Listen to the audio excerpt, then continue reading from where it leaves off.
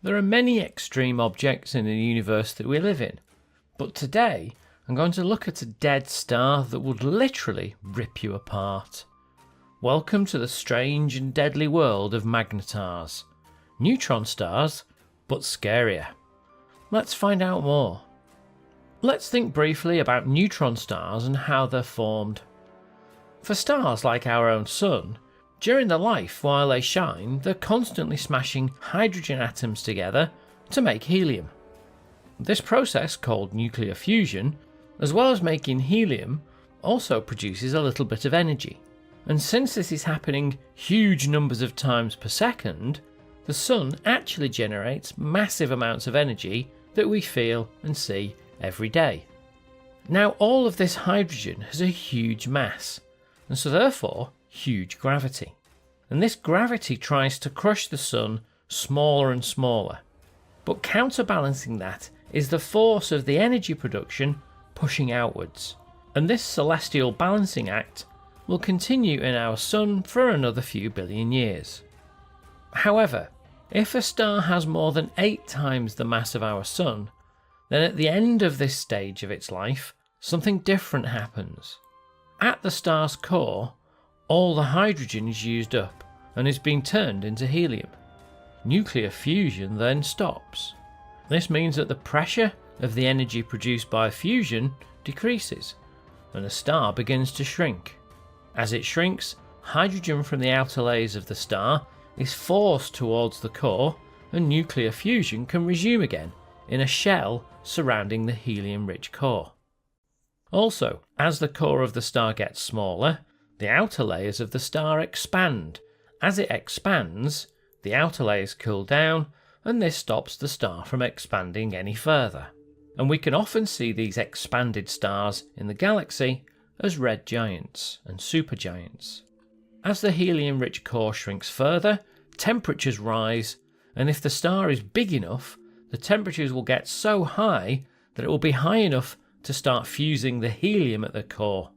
The helium will then be fused into carbon and oxygen, and there'll be enough of this helium around to last many millions of years. And as this happens, the temperature of the core will increase further.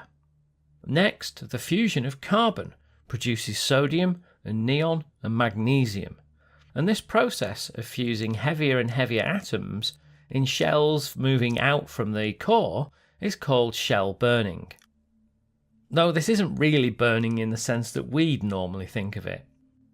Eventually, fusion forms iron, and this can't be fused any further. Well, that's not strictly true. Fusion of lighter elements up to this point has always produced energy, and so has maintained the outward pressure, keeping the star in existence. Iron fusion, however, would require more energy than it produces. This now means that the star has used up all of its fuel, and very rapidly the core collapses. This means that the star now has used up all of its fuel, and the outward pressure of nuclear fusion no longer exists. As a result, the core of the star collapses, and it implodes at about 1/4 of the speed of light. This collapse then rebounds and blows the star apart in a supernova explosion.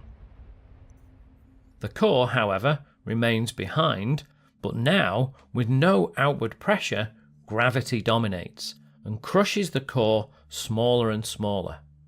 In the star's core, we find atomic nuclei consisting of neutrons, protons and electrons.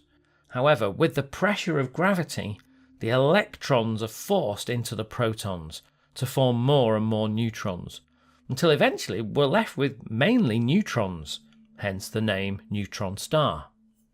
The combining of protons and electrons releases huge numbers of neutrinos, which explode away from the newly forming neutron star, the temperature of which is an astonishing 100 billion Kelvin. That's about 10,000 times hotter than the core of our Sun. The star needs to get rid of all this heat energy in order to remain stable, and so this is achieved by the release of a second burst of neutrinos, which form as neutrino and antineutrino pairs. This second burst of neutrinos releases about 10 to the 46 joules. This is about as much energy as the sun would produce if it were to shine for 1 trillion years. Without going into too much detail, what we're left with is a neutron star, a super dense soup of neutrons. A neutron star has a mass of between 1.1 and 2.1 times that of our sun, but contained in a body just 20 kilometres or 12 miles in diameter. That's about the size of a city here on Earth. They are so dense, in fact, that a single teaspoon of neutron star matter would weigh about 1 billion tonnes. That's roughly as heavy as Mount Everest. There are different types of neutron star. Most of the ones that we've found are called pulsars. All stars spin, and therefore so do neutron stars. However, due to something called the conservation of angular momentum, as a star collapses into a neutron star, it becomes much smaller, and this means that it starts to spin faster. This is the same kind of effect we see when an ice skater spins. As they bring their arms and legs closer to their body, they start to spin faster. Pulsars also emit radiation from their magnetic poles, and these are sometimes different to their centre of rotation. We then detect this radiation as pulses as the neutron star spins, a little bit like a lighthouse. Its light is constantly shining, but we only see it when it shines in our direction. And pulsars can spin very quickly, up to hundreds of times every second. The other type of neutron stars are called magnetars. They share some common features with pulsars, but also have some unique features. These are more rare than pulsars. We've discovered more than 3,000 pulsars in the Milky Way, but we've only found about 34 magnetars. This may be due to the fact that magnetars don't last very long. We think that maybe 1 in 10 neutron stars becomes a magnetar. Well then, let's have a look at these extreme bodies and a little about how they're similar and how they're different from pulsars. Well, as they're neutron stars, they form in the way that I've already described, just like any other neutron star. But as they collapse to form the magnetar, we think that the spinning of the matter inside the star, which I'll talk about more later, which includes some positively charged protons, acts a little like a dynamo, generating a strong magnetic field, just like the spinning of the Earth's core generates our magnetic field. However, due to the strange nature of the matter inside the magnetar, that dynamo effect amplifies the magnetic field more and more as it spins more and more. In a matter of just a few seconds, the magnetic field of that magnetar has become the strongest magnetic field in the known universe. It could just be, though, that magnetars form from stars that already have really powerful magnetic fields. At the moment, we just don't know. Let's pay a visit to a magnetar and see what it's like there. We don't want to get too close because these are pretty extreme places. They all appear to be quite far away as well, which is good. Here is one that's located about 9,000 light years away, so we'll pay this one a visit. If we were to look at magnetars from space, we'd notice a few strange things. Firstly, because of their huge mass and tiny size, magnetars have a huge gravitational pull. The light coming past the magnetar would be bent quite considerably as it passed. As we can see, this distorts the space around the star, a little bit like the way light is distorted around a black hole. Also, normally when we look at an object, we can only see the side that's pointing towards us. However, on a magnetar, because of the huge gravity, we can even see some of the other side of the star, meaning we can see more than half. This is because the light from the other side is being bent round to the side where we are facing. If we then look down at the surface of the magnetar, we'll see it has a crust, though temperatures down there at the surface might be as high as 5 million degrees. To our eyes, the surface looks white. Magnetars release most of their radiation as X-rays due to their high temperatures, but they will emit radiation as both blue and red light, making them look white. As we watch the surface of the star from a safe distance, we may see something strange happen. The magnetic field is so extreme that fluctuations in the field may cause starquakes. Yes, like an earthquake, but on the surface of the star. These are so violent that they can crack the crust of the star, leading to an enormous burst of gamma rays. These gamma ray bursts are some of the most powerful events in the universe. In fact, there was a neutron star called SGR 1806-20. It lies 42,000 light years away. In 2004, the Earth was hit by a gamma ray burst from this magnetar. This was so powerful that it was the brightest event to have taken place outside the solar system. SGR 1806-20 released in 1/10 of a second as much energy as the Sun produces in 150,000 years. If the gamma ray burst had happened within 10 light years of Earth, it would have destroyed our ozone layer, leading to mass extinction events. Fortunately for us, the closest magnetar we know of is the one we're currently studying, 9,000 light years away. If we look at the crust, we may see mountains, but due to the extreme gravity, these will be just a couple of centimetres high. That's about an inch.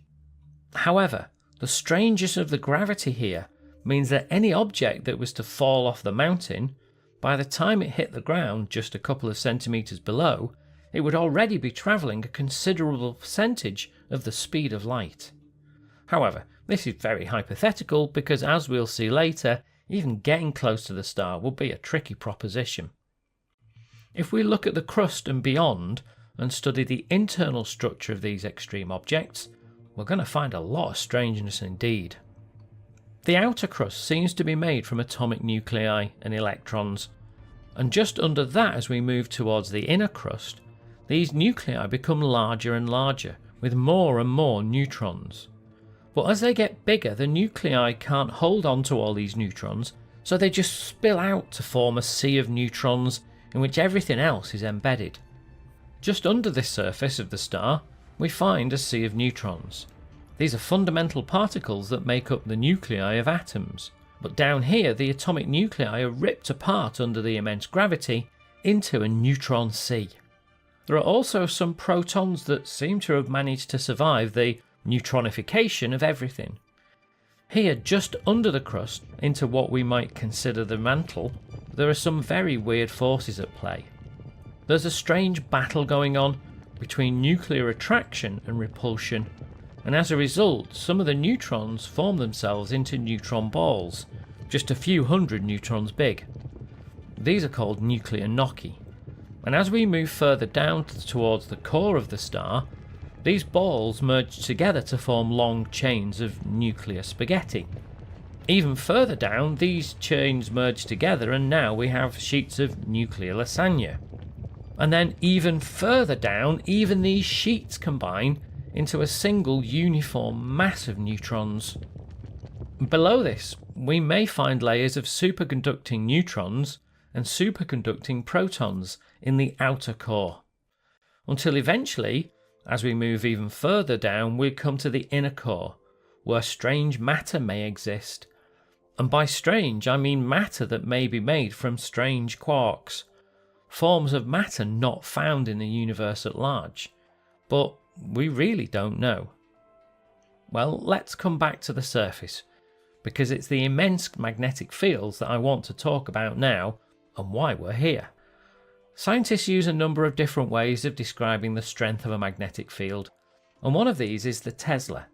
The magnetic field of the planet Earth is about 0.00005 Tesla, or 50 microtesla. If you have a fridge magnet on your fridge, that has a power of about 5 millitesla, or 0.005 Tesla. Pretty much the strongest magnets that are commercially available are rare earth magnets such as those that use neodymium. A coin-sized magnet of this type can lift 8 kilos or about 17 pounds. These magnets have a strength of 1 Tesla. The strength of the magnetic field generated by a magnetar is between 100 megatesla and 100 gigatesla. That's this much. So how powerful is that then? Well, if you manage to get within 1,000 kilometers of the magnetar, about 600 miles, the magnetic field would be so strong that it would literally rip you apart, atom by atom. The atoms that make up your body are affected by magnetic fields, and this field would tear you apart. If that wasn't bad enough, the magnetic field is so strong that it would affect the shape of the atoms, stretching them so that they were 100 times longer than they are wide. This also wouldn't be very good for you. Not only that, but at a distance of 100,000 miles, or about 150,000 kilometres, the magnetic field would wipe all the data off the magnetic strip of your credit card. Hang on, I think I might be focusing on the wrong thing here. So powerful is the magnetic field that it would actually affect the vacuum of space and cause something called birefringence. This would refract and split the light in weird ways. This means that looking at the magnetar would appear as though you were looking at it through cellophane, with weird optical effects and illusions taking place. These are truly strange and deadly places.